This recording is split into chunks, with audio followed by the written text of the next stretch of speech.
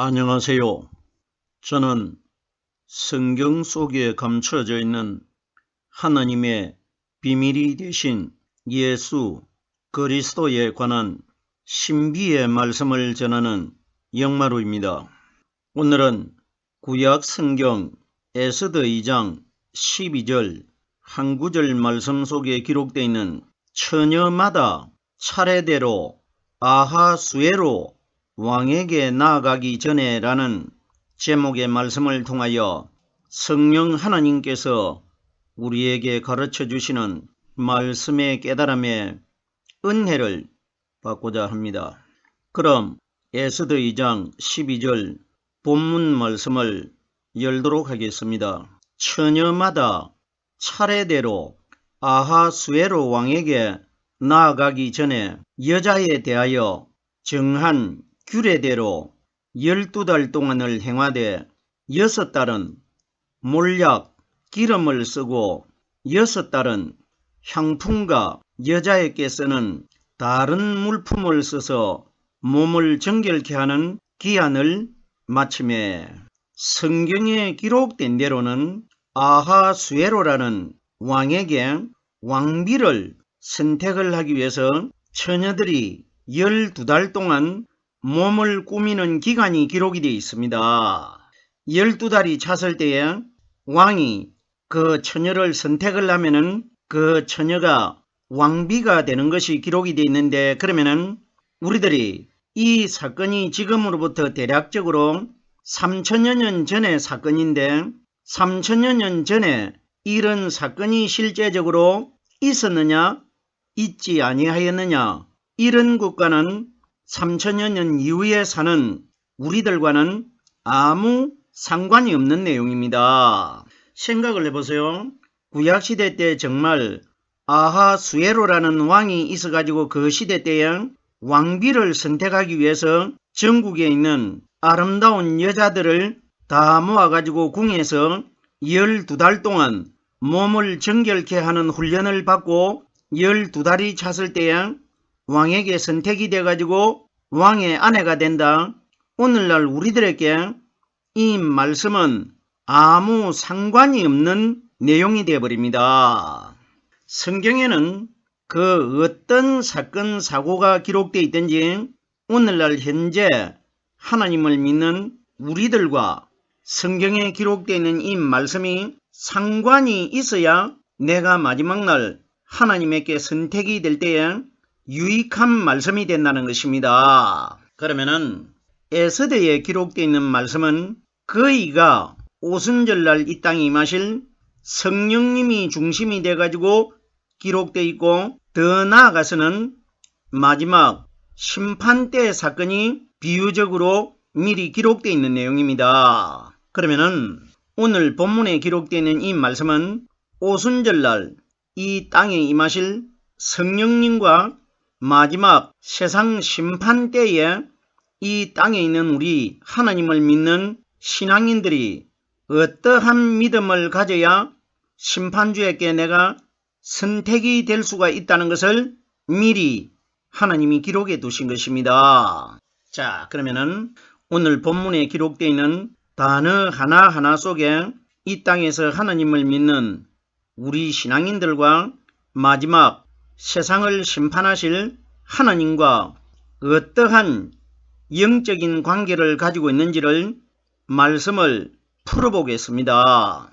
9절 첫 단어에 처녀마다 기록이 되어 있는데, 성경이 가리키는 처녀는 이 땅에서 하나님을 믿는 우리 신앙인들은 마지막 심판날 어떤 신앙인들이 신랑 되신 그리스도의 아내가 될지는 아무도 모릅니다. 그러면 이 땅에서 신랑 되신 그리스도를 기다리고 있는 우리 신앙인들을 처녀로 비유하는 겁니다.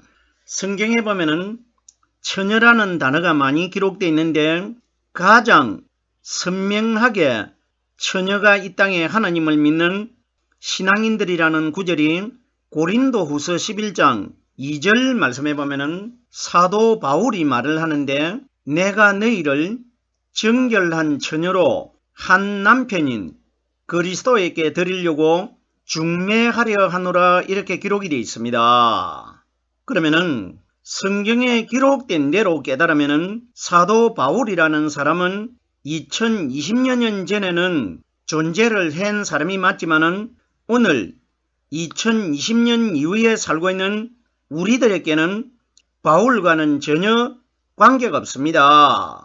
바울은 죽어버리고 없기 때문에 그러면은 성경에 기록되어 있는 사도 바울은 오순절날 이 땅에 보이지 않게 임하실 성령 하나님의 그림자의 사람입니다. 그럼 보세요. 바울이 어떻게 우리를 신랑 대신 한 남편인 그리스도에게 드리려고 오늘날 현재 우리들에게 중매를 할 수가 있습니까? 바울은 이 세상에 죽고 없는 사람인데 그러면 죽고 없는 바울로 깨달으면 오늘 현재 이 땅에서 살아가고 있는 우리들과는 말씀이 전혀 상관이 없지만은 바울을 사람인 바울로 깨달는 것이 아니라 바울을 통해서 오순절날 이 땅에 임하셔가지고 이 세상에 현재 2020여 년 동안 역사하고 머물고 계시는 성령님을 바울로 깨달으면 이 말씀이 오늘날 2020년 이후에 살아가고 있는 우리들과 상관이 있는 내용의 말씀이 된다는 것입니다. 그러면 바울이 말한 것은 바로 오순절날 이 땅에 임하신 보이지 않게 이 세상에 머물고 계시는 성령님이 물체가 없기 때문에 사람의 눈에 보이질 않기 때문에 보이는 사람인 바울이 보이지 않는 성령님을 대신해서 우리들에게 말하고 있는 것입니다. 그럼 보세요. 내가 너희를 하는데 내가 하는 분은 오순절날 이 땅에 임하실 성령 하나님을 가리킵니다. 제가 이미 설명을 드렸습니다. 바울을 바울로 깨달는 것이 아니라 바울이라는 사람을 보이지 않는 하나님을 대상해서 영적으로 깨달으면 이 말씀이 우리들에게 직접적인 연관이 있다는 것입니다. 보세요. 내가 너희를 하는데 내가 하는 분은 성령 그리스도이시고 너희라는 대상은 오늘날 이 땅에서 하나님을 믿는 우리 신앙인들을 너희라고 비유한 겁니다. 그러면 너희를 정결한 처녀로 우리 신앙인들을 마음을 정결케 하시는 분은 바울이 아니고 오순절날 이 땅에 임하신 바울의 실체가 되신 성령의 말씀이 우리 처녀들의 우리 신앙인들의 마음 안에서 깨달아지면은 우리 마음속에 들어있는 더러운 죄가 바깥으로 나가기 때문에 우리 마음 안이 성령의 말씀을 통해 가지고 깨끗하게 정결케 된다는 것입니다. 그러면 오순절날 이 땅에 임하신 성령께서 우리에게 가르쳐 주시고 깨닫게 해주시는 이 말씀으로 인하여 우리 마음 안에 있는 죄 문제가 해결이 되기 때문에 정결한 처녀가 된다는 것입니다. 내가 너희를 정결한 처녀로 한 남편이 둘이 아니고 오직 하나밖에 없는데 남편의 이름이 어떻게 기록되어 있느냐? 예수 그리스도도 아니고 그리스도 예수도 아니고 오직 그리스도라고 기록되어 있습니다. 그러면 예수는 마리아의 아들이었고 그리스도는 마리아의 아들이 되신 예수님 마음 안에 감추어져 있는 성령 그리스도를 가리킨 것입니다. 그러면 우리의 남편은 마리아의 아들 되신 예수도 아니고 예수님 안에 들어 계시는 성령이 우리의 남편이라는 것입니다. 그러면 한 남편이라고 하면은 예수는 우리의 남편이 될 수가 없기 때문에 그리스도를 가르쳐 한 남편이라고 기록되어 있다는 것은 그러면은 우리 사람과 똑같이 마리아 태속에서 10달 만에 태어난 육신의 예수님은 우리와 똑같은 신부라는 것입니다. 정결한 처녀라는 것입니다. 육신의 예수님이 정결한 처녀가 될 우리 인류 전체의 모델로 보여주신 것입니다. 그러면 예수는 정결한 처녀인 것이고 예수님 안에 들어있는 그리스도는 예수님의 신랑이 된다는 것입니다. 우리의 모습을 미리 보여주신 분이 예수 그리스도입니다. 그럼 보세요.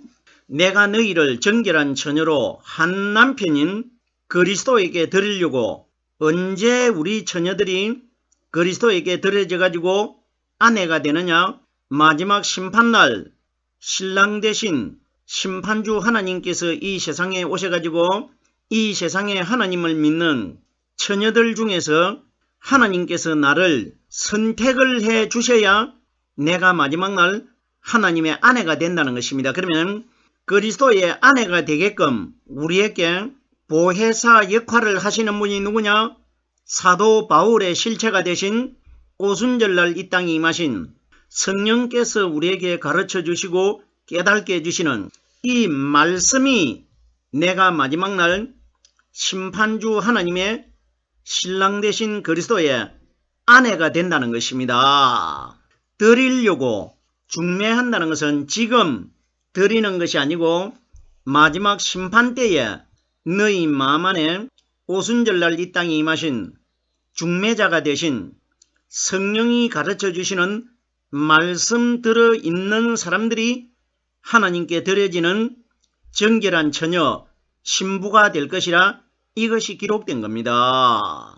이러기 때문에 고린도후서 11장 2절에 기록되어 있는 바울은 오순절날 이 땅에 임하실 성령님의 그림자 역할을 하고 있는 것입니다. 이와 비슷한 사건이 구약 성경 창세기 24장에 엄청나게 많은 구절이 기록이 되어 있는데 24장에 등장하는 아브라함과 엘리에셀이라는 다메섹 사람과 이삭과 리브가가 등장하지 않습니까?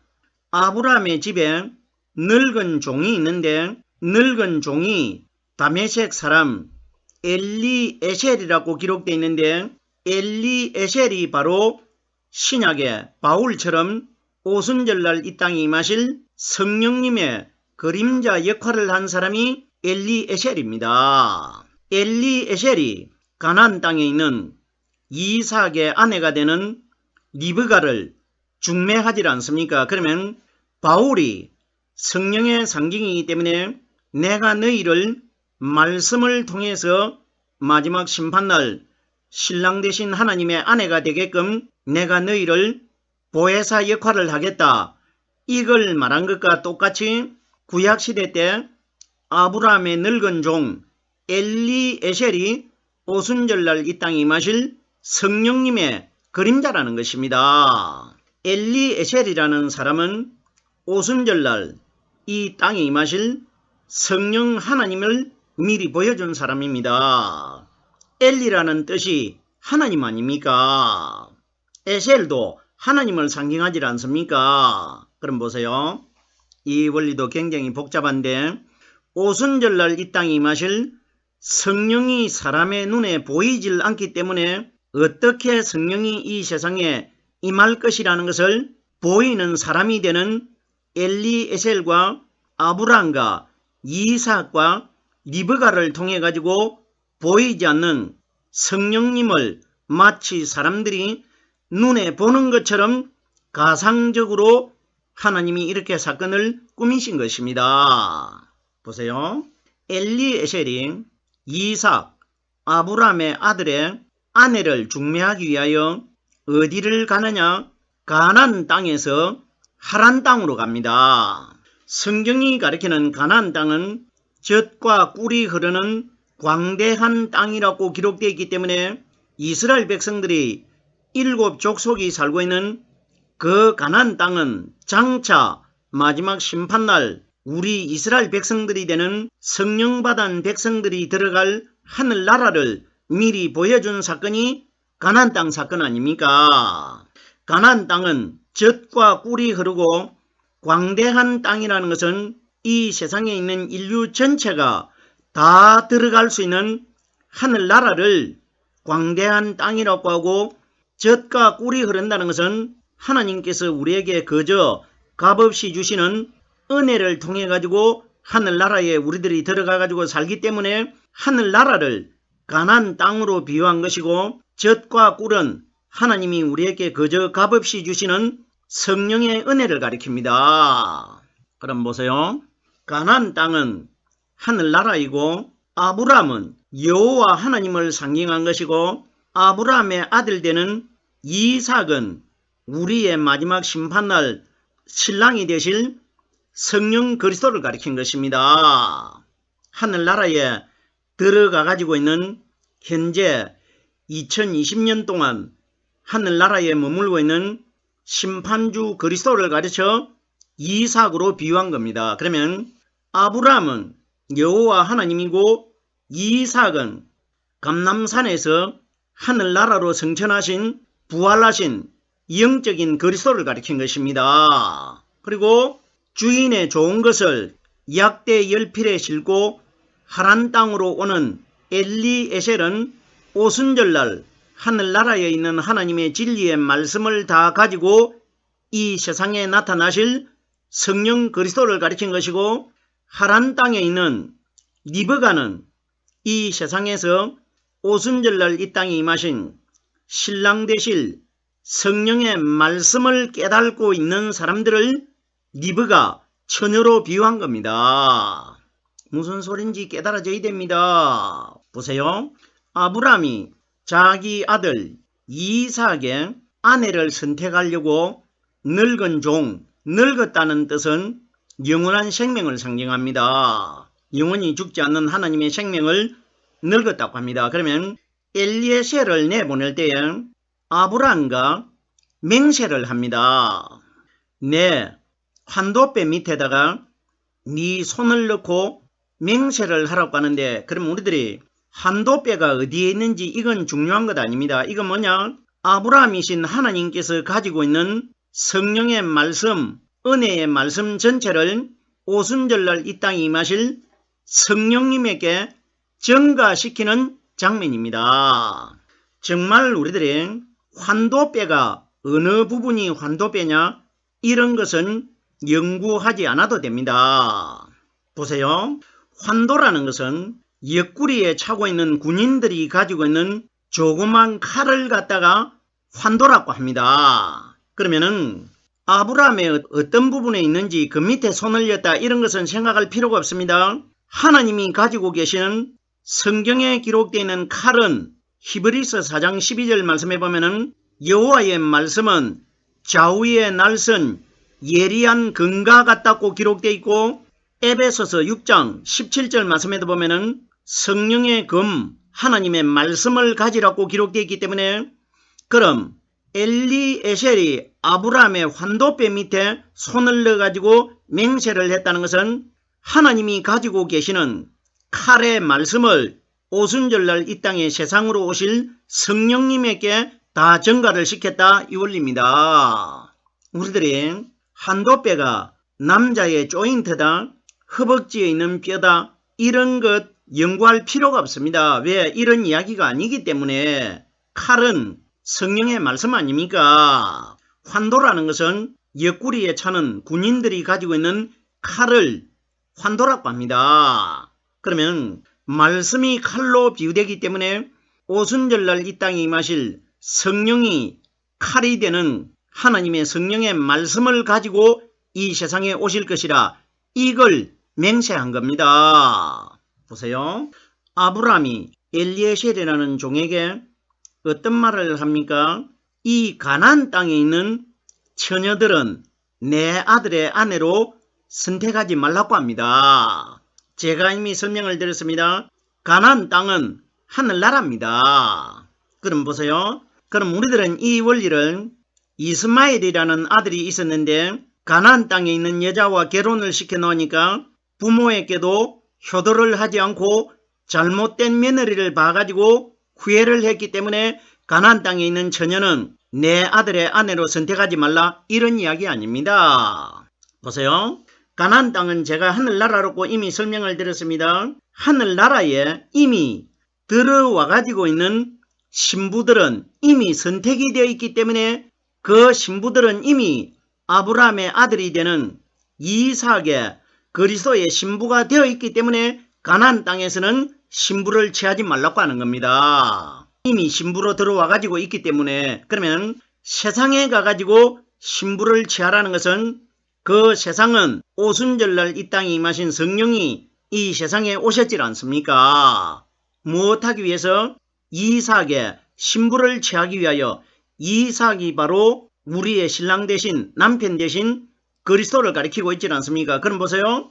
그리스도께서는 지금 하늘나라 가나안 땅에 상징적으로 여호와 하나님으로 하늘나라에 계십니다. 그러면 마지막 심판 때 우리들을 그리스도의 아내가 되기 위하여 이 세상에 오셔가지고 보혜사 역할을 하는 분이 누구냐?